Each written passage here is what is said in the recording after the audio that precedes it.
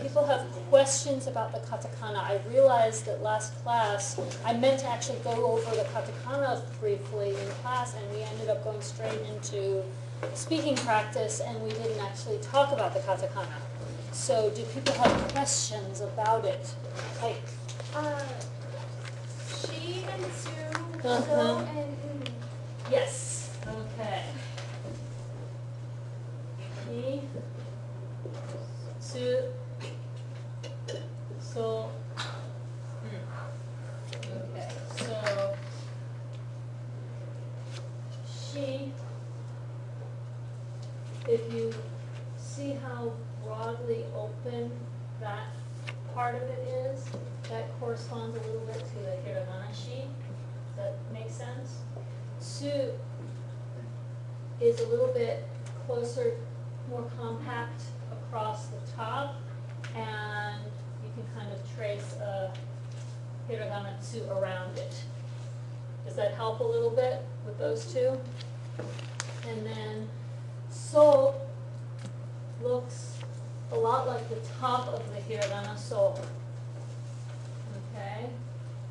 And again, it's very broad across the top, and the bottom is almost like a little check mark on both and she. Okay? Does that help a little bit? Unfortunately, some Japanese font styles don't distinguish clearly between the two. So in or shi and su. Some of the fonts are very ambiguous. But when I write them, I tend to write them with the differences somewhat exaggerated so that it's easy for somebody reading my handwriting to tell which one I meant. So, in talking about proportions, you know, the fact that both su and so are written top down, they're similar in that respect. In fact, if you look at so and su, su should look like so with one extra line added in the center there.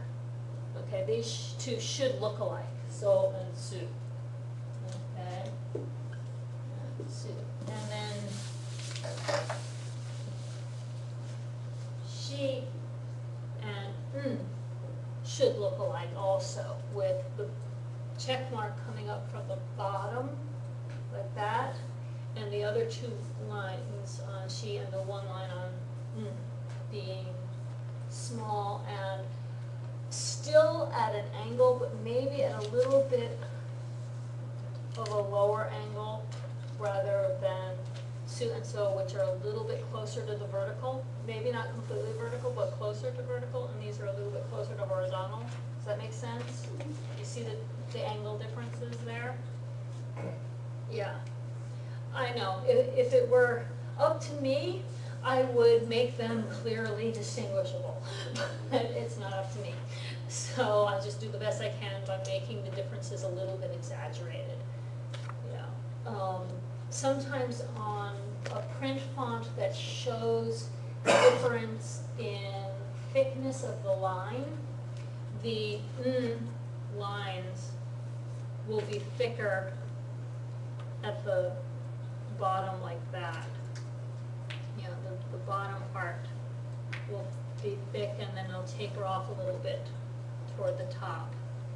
You know, it's hard to do it in marker, but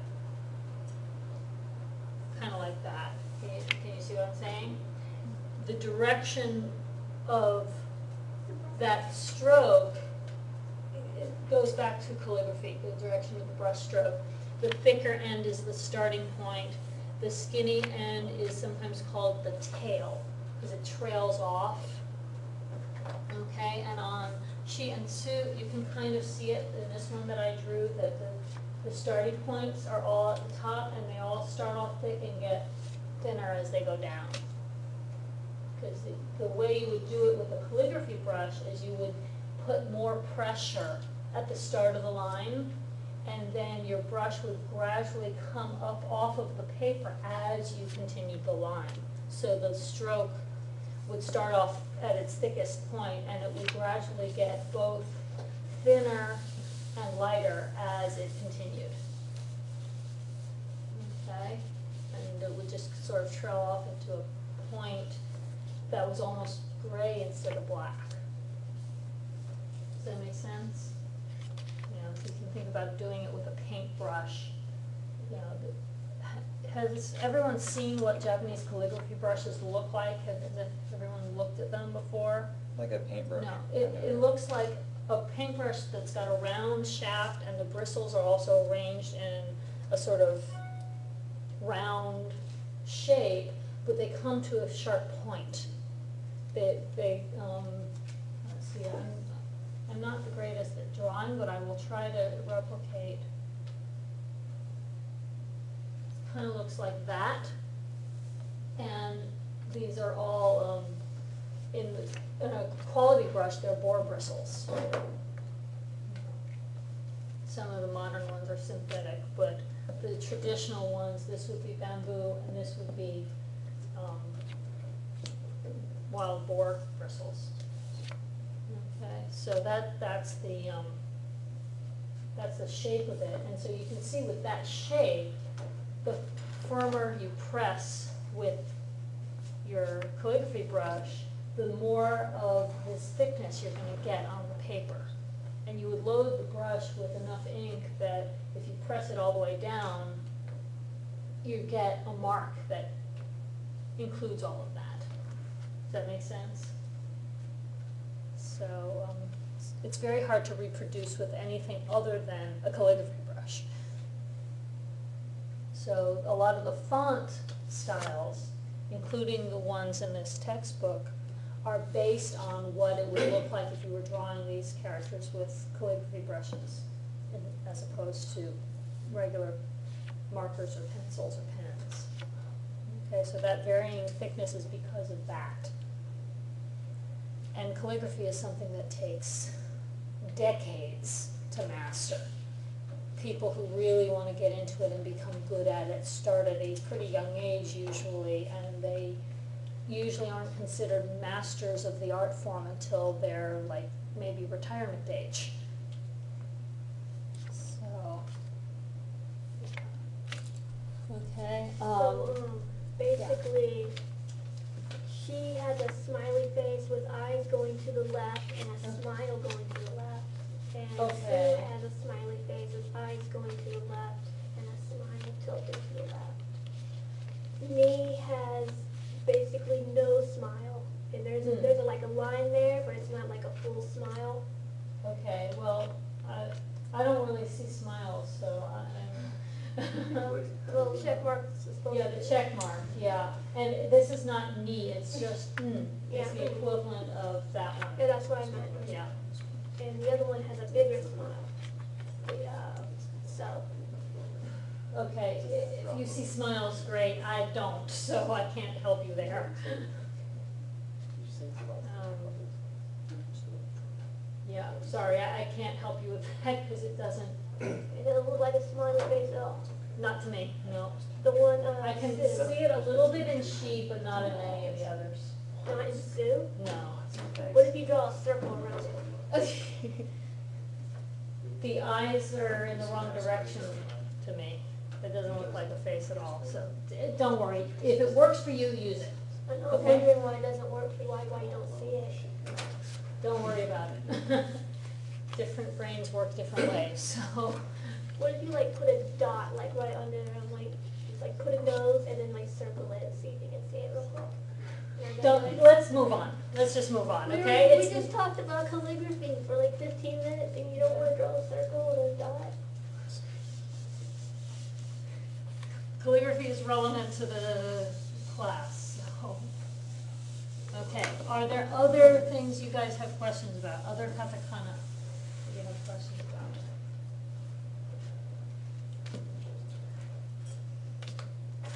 On mine, this one, this needs to be slanted on cheek. Yes, chi, okay, that's a good one. Chi is important that you do the slant on the top line. This line comes from this direction down, whereas this line goes across and it's more of a horizontal. I've got a little bit of an angle to it there, but it's really supposed to be more horizontal, and this downward stroke should have a curve to it. Contrast that with the kanji it evolved from, which is straight. So if you draw the line too straight, it then looks like the kanji instead of katakana chi. So that's one of the things that helps differentiate sometimes between the kanji and the katakana, is that there will be a difference like that. Because a number of these katakana look very similar to the kanji they originated from, the kanji they evolved from. Okay? My wa, my ku, and my ke were all kind of looking the same. Okay, let's look at those. Okay, wa, ku, ke. Okay, so the wa, this stroke should be absolutely vertical. And then this one should be very broad and then curved down around. Okay?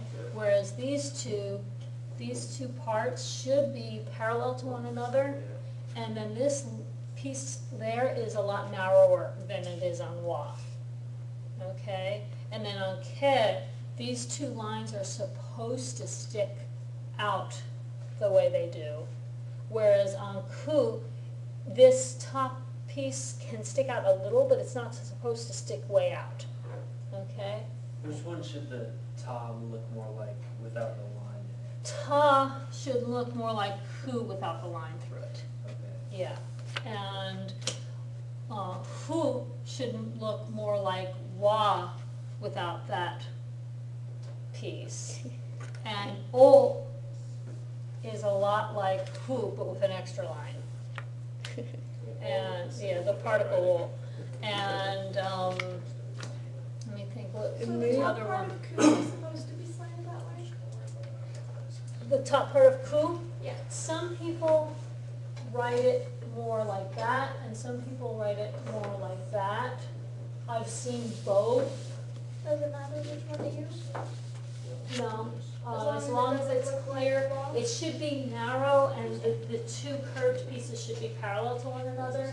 The angle of this top line is one of the places where even native speakers vary on how they draw it, so I'm not as much concerned about that particular detail.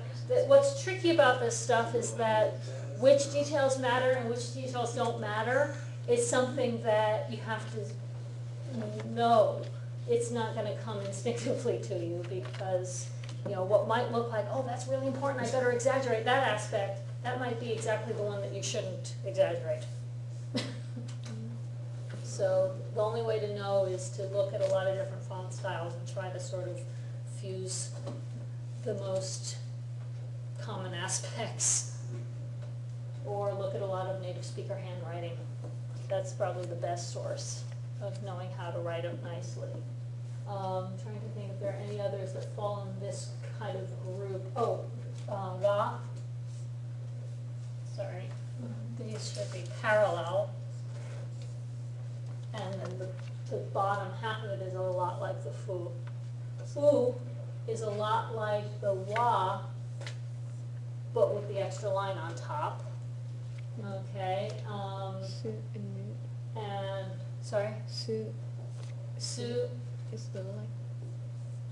yeah, it's kind of like the fu with the extra line, and nu, the line cuts through. Some people draw nu with this line relatively short. I find that confusing. I prefer it with the line a little bit longer. Yeah, even in my text here, it actually has it almost touching the top when it goes up. Yeah, some people draw it nearly touching like that. Yeah. And then, of course, me is, sorry. Yeah. Me is a little bit like this without that top line, so you gotta be careful of that one. And then na is like that, where you've got, this one has to be horizontal, this one's vertical, and then curves. Me, it's more of an X, with the cross piece of the X being kind of short. And that's really important not to get these two confused, because if you just slant it wrong, it's the other letter. You know, and the way I remember met being the one that's more like an X is met means I in Japanese. And if you look at, like, you know, stick figure cartoons, if somebody gets punched in the face and they draw a black eye for that person, they always draw it like a little X, right? So that's net. That's how I remember that one. That's how I remember Saw and Zaw, like it's like Yeah. a squinting face. Okay. Yeah, I Like can their see eyes that. are crossed like that, and it's Yeah, like the so- smile. Okay, that, I can see that. Somebody else had their hand up. For Todd, is that line not supposed to go through? It's not supposed to cut through, it can touch. Alright. It's okay if it touches like that, or if there's a slight gap at one or both ends. You don't want it to cut through. That looks odd. Okay, so, yeah, one of the rules of thumb with character writing in general, whether it's hiragana, katakana, or kanji, is that if it's supposed to touch, it can either touch or have a small gap. If it's supposed to cut through, it should really cut through clearly.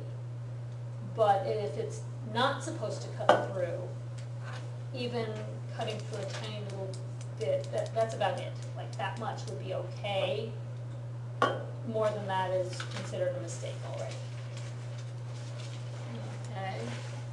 Other questions about how to write any of them specifically? Any others that you were getting confused or that you're worried about?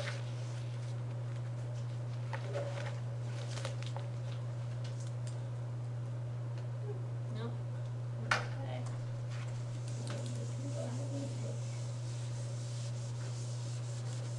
Yes.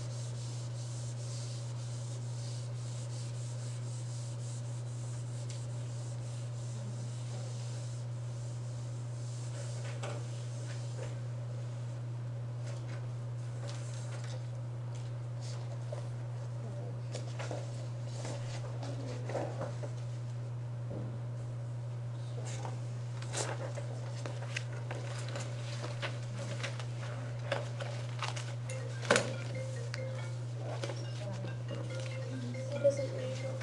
I don't even have an iPhone. I'm not gonna pick up both of those. You get the email?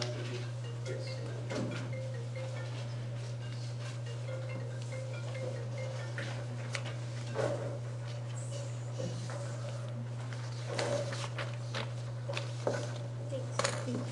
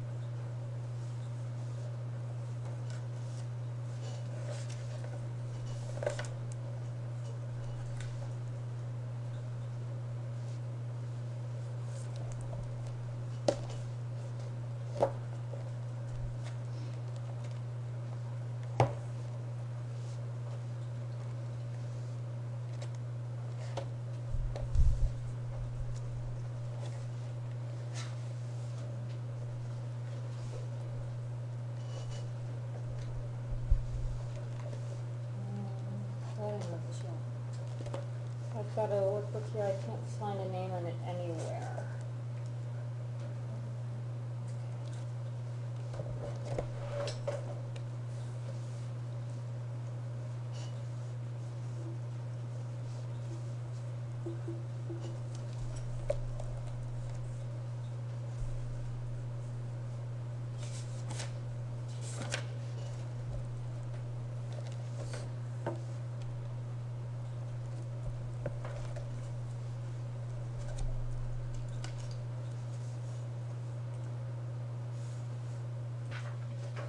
It'll be uploaded to my YouTube channel and you'll be able to hear it again if you need to. Okay, so kore wa, for example, pen desu. Okay, to say this is a pen. Kore wa pen desu. Versus kono pen wa, let's see, did this chapter teach the adjective takai, expensive? Yeah. Yes, okay. I didn't want to use it if we hadn't covered it yet. Takaitis. Okay, so here's a very basic example of how kore and kono differ from each other. Okay, they're both talking about something that is near the person speaking, right? They're both pointing at something near the speaker, but kore is more like a pronoun. Okay, kore wa pen desu. It's basically this is a pen, right? Kono pen wa takai desu.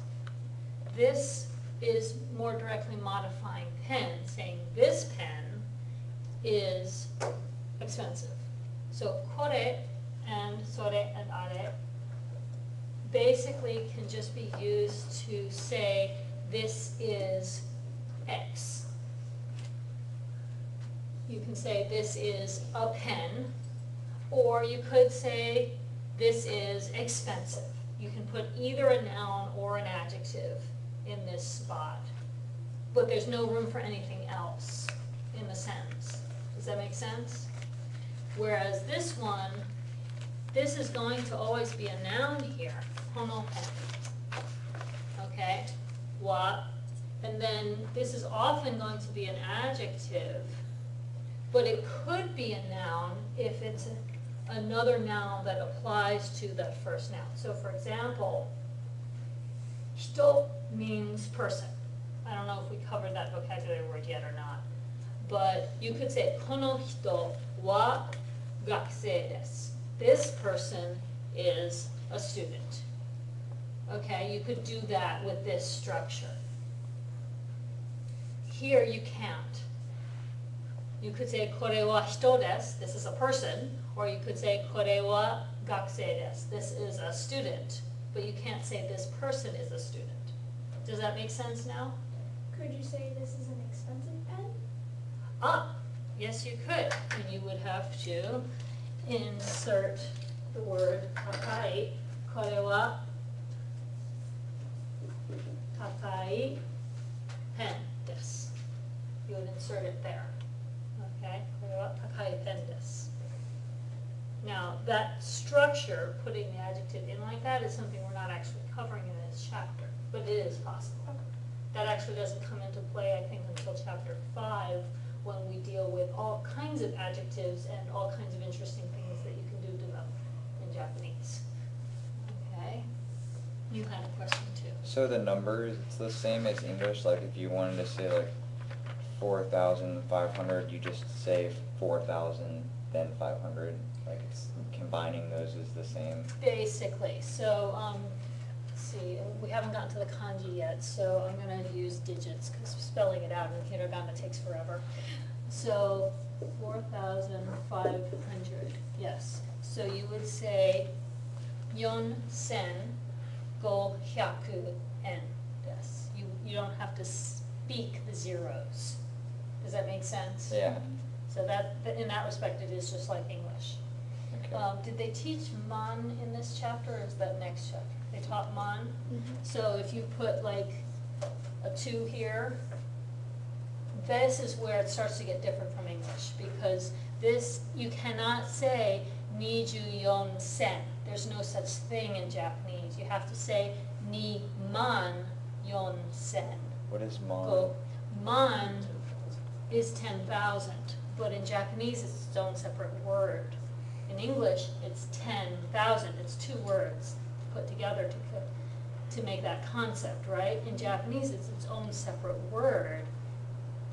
If you wanted to, because of that, I mean, in English, we always put the comma here after where the thousands place is to indicate thousands, and then from there on, you change to 10,000, 100,000, and then it changes again to million, right? Some Japanese people I've seen actually put the comma there, because that's where the change happens. That's where the shift occurs, because after man, then you can actually go to ju man, hyaku man, sen man. And then you get a new word after sen man, which is 10 million. You know, in English, we say 10 million. In Japanese, they say sen man. They're not even on a new vocabulary word yet, because it's an extra place. You're counting how many tens and then you Yeah. say Yeah, because in English, we'll go over this again more when we get to lesson 3, because they're going to teach us the kanji for the numbers, and it's much easier to deal with these long numbers when you've got the kanji to work with, because spelling it all out in hiragana is so much more time consuming. But if you want to take a really long number, like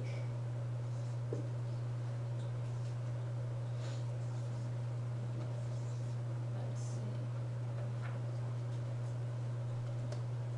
Let's not go there. Okay, so let's say you wanted to do all of that. Okay, now, in normal English style, we would do the commas like there, right? Okay. The way that I would suggest that people deal with longer numbers like this is to mark your place values. I'm going to change colors so that it's easier to see what I'm doing. So if it's a 0, you don't have to actually state it, but we're going to mark it for the sake of not getting ourselves confused. So this would be the ichi, place, right? This is the numbers 1 through 9 in here, right? And then you've got the ju, place, okay? And then you've got the hyaku, place, right? Everybody with me so far, what I'm doing? Okay? Then you've got the sen, place, and then man, and then you go back to ju, you've got ju-man here, okay? And then you would write hyaku again, and then you would write sen again. And if you're saying a number that has values for all of these places, they're not zeros, you have to say it this way. Kyu sen, nana hyaku, go ju, ni man. 4,500 yen, if that's a price, for example. N would be only if it's a price. Okay, putting N on this end is like spelling out dollars in English. If you don't put N on that end, you can do the yen symbol on this end, which is the equivalent of putting a dollar sign in front of it. You don't do both in English, you don't do both in Japanese either, but you can use one or the other. So that's all just that written out in hiragana. Yeah, I mean, normally in Japanese, you would either write it out just with digits, or you would write it out with kanji, which we'll be learning next chapter. But for now, I would put these just as a sort of guide to figure out where you are.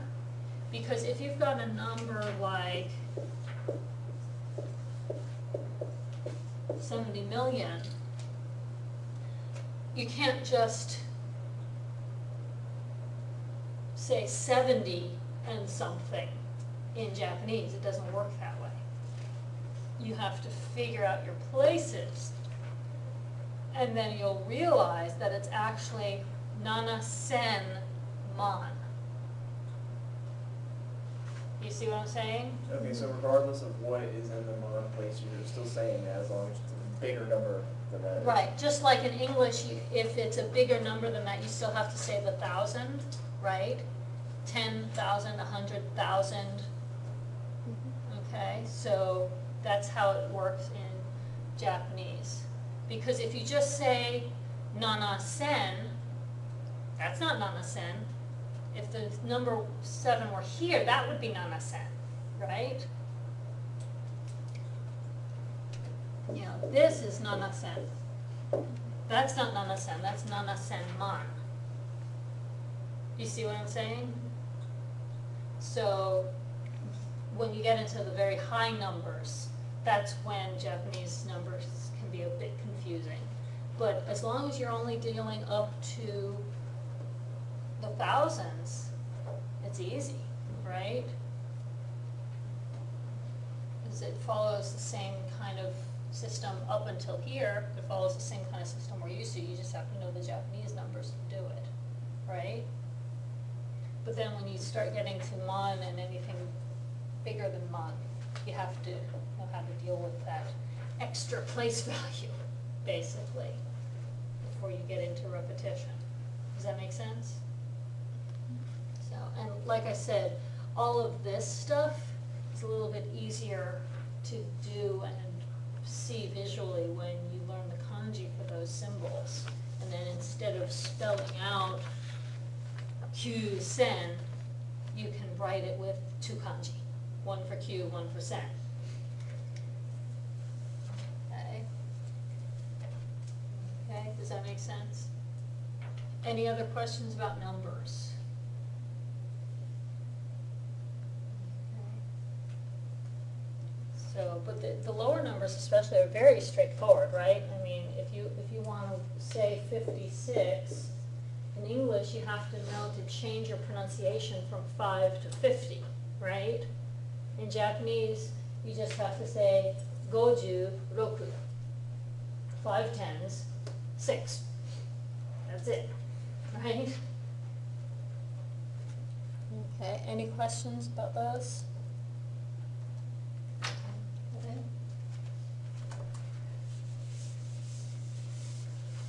Any other grammar issues for anybody? Hey. Okay, he had his hand up and then I'll come to you. That's okay. I'm just reading something here and it says, ja sono kasa o kudasai, but I've never seen the o before. Okay, sono kasa o kudasai, that phrase? Yeah, what is the o? Yeah, the particle o.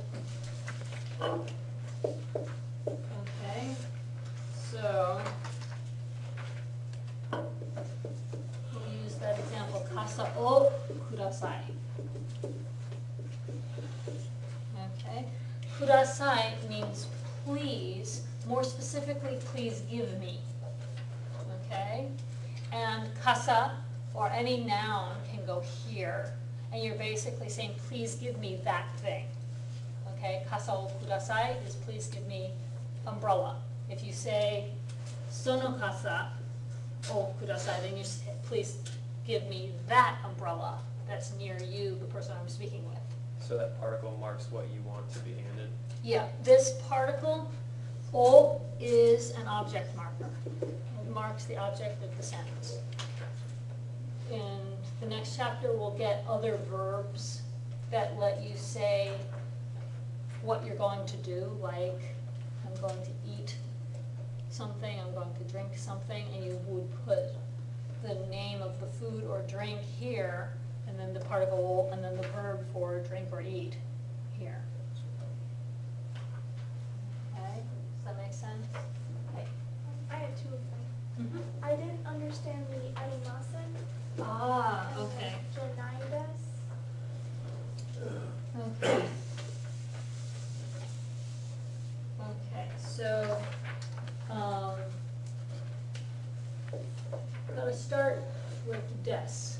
Des is the equivalent in English of to be. Okay, it's is, am, or are, depending on the context. In English, we have to conjugate to, I am, he is, they are, right? In Japanese, it's des for all of those, okay? Now, when you want to say not, something is not, I am not, they are not. In English, you just add not to any of those, right? In Japanese, the archaic form was to take this de and particle wa and then arimasen. De wa arimasen. Arimasen by itself means to not exist. Okay? It is an other verb that we will learn later. It can stand alone. But in the context of negating des, you're basically saying the des does not exist. Okay? If you want to take it really literally. So, de wa arimasen, you're dropping this su, but that's basically where it's coming from. Does that make sense? So, de wa arimasen is the older and more formal, perhaps written way to express that concept of is not, okay?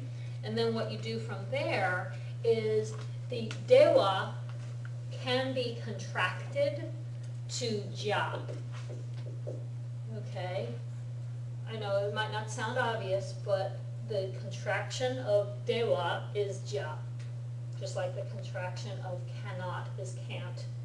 The contraction of is not is isn't, right? De wa changes to ja, okay? And then the short form of arimasen is nai. Okay? So if you're being casual, you can say janai instead of de wa arimasen. And then if you're being a little bit more formal than that, closer to the structure of des in formality level, then you can say janai des. Okay, so you've negated your des, but you put the des back on the end again. So arimasen isn't even relevant. Well, it's not necessary. They teach both in this book because both are still used. But this is a lot more likely to be in a formal written document, like, in print. This is a lot more likely to be used in speech. Okay, so if you're talking to somebody, you're more likely to hear janai des.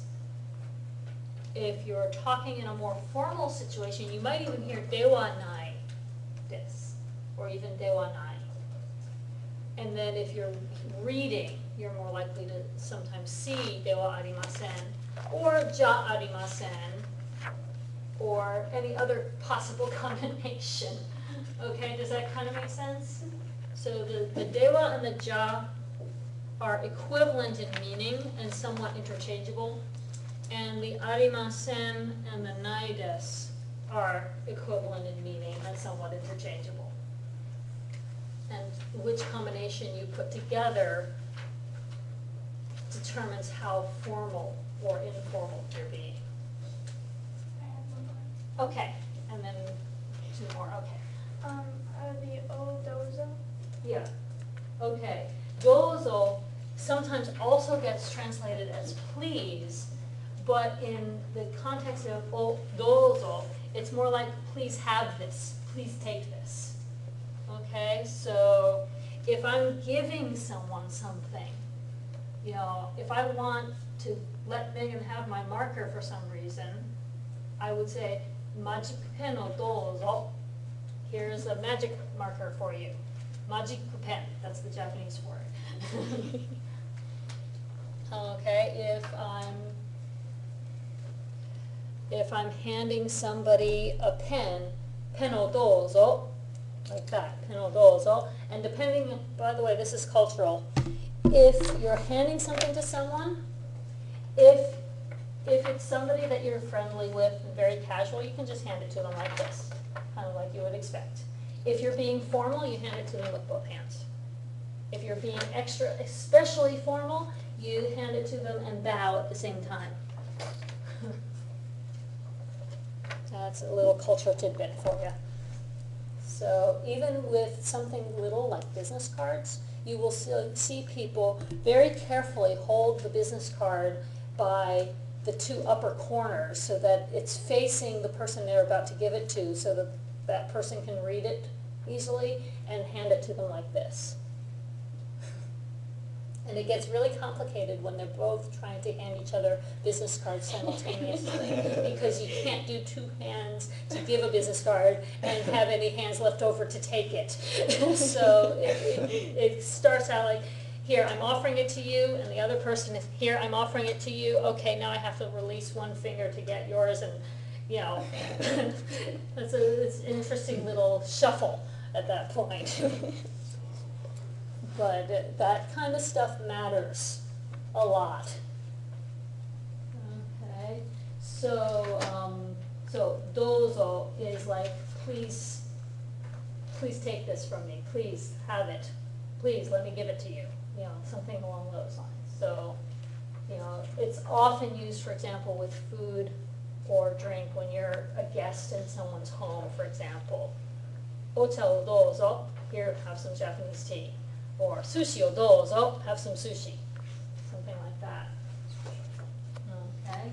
Hi. I was just wondering, you're saying de wa, but that's ha. Why are you saying? This is the particle wa. Okay. If you look back at lesson 1, when they talk about the particles, the particle wa is written with the ha letter, but it's pronounced wa just when it's being used as a particle. Okay. Okay. Okay, and there are only 2 particles in Japanese where they get pronounced differently from their normal pronunciation for the hiragana. The other one is he, gets pronounced as e when it's a particle. And we'll deal more with that in lesson 3. Hi, somebody else, and Jace, I think, had a question? Oh, would you be able to replace this with Janai or Dewar Arimasen, like wherever you would need to? Would you just replace des with that in the sentence? Yeah, any sentence that has des, gakusei des, gakusei janai des. Is a student, is not a student. You know, takai desu, it's expensive. Well, no. Okay, there you go. I'm glad you asked that. Nouns, the answer is yes. Adjectives, the answer is not necessarily. There are 2 classes of adjectives in Japanese. One type of adjective you can negate the same way you would a noun. The other kind of adjective you cannot. And so far, the only adjectives they've taught us are the ones that you cannot do that with. So for now, you can only negate nouns. Later, we'll learn how to negate adjectives. So I'm glad you brought that up, because you can do that with takai. If you say takai janai desu, that sounds really weird and awful and, you know, like fingernails on chalkboard. What was takai? What was that? Takai is expensive. You can't negate it with janai desu. It doesn't work. It's a different, not. Yeah, it's the negative conjugations of e-adjectives work differently. And yes, in Japanese, adjectives conjugate. So if you're saying I am not a student, that would be watashi wa gakusei janai desu? Exactly. Yes. Okay. And if you wanted to say I'm not a teacher, sensei janai desu. If you wanted to say this is not a pen, kore wa pen janai desu. Okay. Hi. A little tsu, is that, what is that? Oh, a little Like too. a accent? Close. It is actually part of the spelling of the word, okay? And it occurs in any word that has a sound in it that's almost like a little stop. Yeah, they spell it like a double consonant in Romaji because we don't have the equivalent of a small tsu in English. So the pronunciation of this is gakko, okay? Anytime you see a doubled consonant, except for N, If it's N, you're gonna spell it with the N. Konnichiwa, for example. Konbanwa. Okay, those, well, that's not a double N, sorry. But konnichiwa is a good example. Konbanwa is not. Konnichiwa. Kon, ni. When you spell it in Romaji, you get two N's, right? Kon, ni, chi, wa. And if you're typing in Japanese, when you go to type this, you actually have to type this N twice to get this symbol N. If you only type one N here and one N here and then the I, you'll actually get this N and then an E. So you would get N, E, like that, which is not the correct spelling for konnichiwa. So that's another little thing to know is when you're typing, you actually have to type three N's there in order to get this. Okay? If you're gonna change for the same soup. They write the small katakana tsu if you're doing that. So like kato, for example. So, and anytime you've got a double consonant other than N, that's the spelling that you're going to get in Japanese, but there are also some other spellings in Romaji that actually convert to that. So, for example, Hitoshi was showing me a website for Japanese kids to learn their kana and kanji and stuff called printkids.net. And in katakana, the name is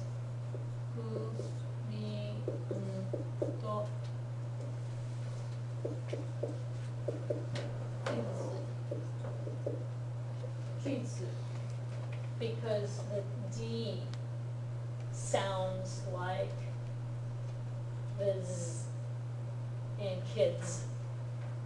So this Z sound translates as small tsu in Japanese. Kitsu. You hear it? Okay, so most of the time when the small tsu occurs in front of a sibilant, like an S, it sounds like more of a hiss. When it occurs in front of a zu, it sounds almost like a D. But then when it occurs in front of other consonants, it usually just sounds like you're starting to say that consonant, and then there's a gap, and then you say the consonant again. So like gakko. Do you hear how I'm starting to say the K but not? And then I say it. Gakko. Can you hear that? Okay, so that's the small tsu stuff. Why isn't that gasu ko'u like that? Because when it's small, you're not supposed to pronounce it as tsu, you're pronouncing it as that little gap. So it's just gaku? Gakko. Gakko, sorry. Yeah, but it's gotta be gakko, not gakko. Okay, gakko sounds like that. Gakko, yeah, it's called a glottal stop, if you wanna be, official about it. It sounds a little bit like when you've got a bad cell phone connection and it's dropping halves of syllables. That's kind of what it sounds like. But what it should feel like in your throat is that you're starting to say that K and then something catches in your throat and then you say it. Gakko. It should feel like your tongue actually stops short when it's trying to say the K. Okay, does that make sense? Okay, other questions about any grammar issues that came up as you were doing any of the exercises or practice? Hi. The line for the katakana. The thing that looks like a hyphen? Yeah. It's an extended vowel. So for example, noto, as opposed to, if you just had no to, it would sound like noto. But this sounds like no to. Okay. So the Like- difference between that and the small tsu is that as long as the vowel and the other one stops. Right, the small tsu is more of a stop, and the emphasis is on that consonant that's coming after it. The hyphen is a long vowel, it extends the vowel from what came before it. And it doesn't really affect the consonant that follows it at all. Is it Okay. only used in katakana? Yeah, mostly. I mean, you'll sometimes see it used as a sort of shorthand in hiragana, but it's not proper to use it in hiragana. That's It- what confused me, because in the book, they told you to write the katakana, but when they wrote it in hiragana, they used the dashes. Yeah. Yeah, the dash in hiragana is non-standard, but when you're translating from katakana or back and forth, to not use it is confusing because if you were to write it in katakana, in hiragana, you would probably spell it like that, Yeah. noto, as opposed to noto. I mean, you could make an argument for either one of these. This is the more common spelling, but it's not really either one in katakana, it's supposed to be this. Right. Does that have something to do with them saying in the book that katakana is used a lot for like onomatopoeias? Yeah, katakana is mostly used for onomatopoeia, words from foreign languages, and sometimes for the names of animals and plants for like scientific purposes or something. You know, if you've got like, I don't know, a calendar that shows a different flower for every month of the year or something, the flowers might be labeled in katakana, even if they're the Japanese names, not the Latin official science names. Right. So every name that is in Japanese is written in katakana? Normally, yeah. So personal names of everybody in this class, for example, would be done in katakana. Place names, Florida, America, those are always going to be katakana. And you can have katakana, hiragana hybrid words also. So for example, if you're saying American person, that's America in katakana, right? And then jin for person would be in hiragana or kanji. And that's common? Very common, yeah. The kind of eraser that you use to erase pencil marks is called keshigomu. The keshi part is from the Japanese verb keshimasu, to erase. So it's usually written in hiragana. Gomu comes from gum eraser in English. So they spell it in katakana, gomu. So keshigomu is normally written as a hybrid. Karaoke is often written purely in katakana now, but the kara part used to be kanji. So sometimes you'll see it written in hiragana or kanji. The kara part is the same kara in karate. Kara means empty, open. Oke is from orchestra. So karaoke, open orchestra. Right. It doesn't ta mean hand? Yeah, So then karate is, open hand, yes.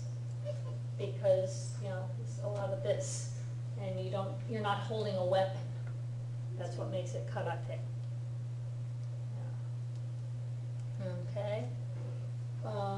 So yeah, there are dozens of examples of words like that that are a hybrid of hiragana and katakana, or kanji and katakana sometimes. And then there are lots of other words that are just pure katakana. Makudo narudo. Can you guess? Adults. Yep. Elevator. elevator, Yep. Computer. Computer, Yeah. Monitor. monitor, Yep. Music. Keyboard. keyboard. Yeah. Music. Music. Hi. That's, of course, they also have ongaku, which is the Japanese word for music. So, and that's the other thing. There are a lot of synonyms where there's a traditional word for it, and then there's a katakana word for it also. Gyunyu or miruku. Milk. Right, they're both milk, but gyunyu is to kanji, and miruku is katakana. Or orange juice. Hi, orange juice. Yeah, is in katakana, and that's the only word for it that I know, because oranges are a foreign import, so they probably didn't have an There's original none. Japanese word for it. Yeah, mikan are grown in Japan, but those are the little like tangerine type clementines. Yeah, the little clementines are mikan, but they don't talk about mikan juice. Nobody makes juice out of mikan. I don't know why. They just don't. But Western style, like navel oranges, those are orange. And they actually do make a distinction between those two. So, okay. Other questions? We've only got a few minutes left. I wanted you guys to have some time to do pair work, but it doesn't look like we've got the time. Like, I don't have my book out, but like Dore and Soko and Sono, all those ones that are 4 letters, like I have such a hard time memorizing them just because they're so similar and they're 4 letters. I was just wondering if you had any like tricks or anything to memorizing those Okay. 4-letter words. Well, the whole group is known as kosoado because they follow a pattern. They all start with those 4 letters. The ones that mean something close to the speaker all start with ko. Kore, kono, koko. Koko meaning here, right? Sore, sono, soko are all ones near the person's listening, right? And are, ano, and asoko are all far from both of us, right? And then dore, dono, and doko are all the question words. Oh, okay, so that's what they start with. Yeah. Oh, okay. Okay. So, and dore and dono, they get used in the same ways, but they're the question was like which. Dore desu ka, which is it? Or dono hon desu ka, which book is it? You know, and then doko desu ka, where is it? You know, so, and you can put a subject with that, like toire wa doko desu ka, where's the restroom? Probably one of the most important phrases to learn early. You know, and you can do that with all of them. Okay. Okay, other questions? Oh, and by the way, you said 4 letters. I guess you're looking at the Romaji. I want everybody to work on trying to learn them in the hiragana and ignore the Romaji as much as possible, Okay. because it's not gonna serve you in the long run to have things memorized in Romaji and then have to convert in hiragana. I want you to, as much as possible, be able to start using hiragana naturally. Just- Romaji dips out in the next chapter. Yeah, Romaji disappears after the end of lesson 2. There isn't anymore, except for typing. Has everybody figured out typing in Japanese on their computers? No. Okay, the directions for how it works for some of the older systems are on my Angel page. And if you've got one of the newer versions of like Windows, I have Windows then 7. it's even easier. Okay, yeah. It's really easy. Yeah, it's really Okay. easy. You only need like half of those directions. What's furigana? Furigana is the small print hiragana that occurs either above or below kanji to help you read them. In this book, they also give you furigana on the katakana for this chapter, at least. I remember seeing it on the Ninja pages. Yeah. So furigana is also something that you can add in when you're typing in Japanese. It's one of the buttons in the little editing section on that toolbar up top. Okay, so that's very useful if you want to put the kanji in something, but you don't know if you'll remember how to read it later. Okay. Any other questions? We're kind of out of time, so oyasumi nasai. Oh, really nice. there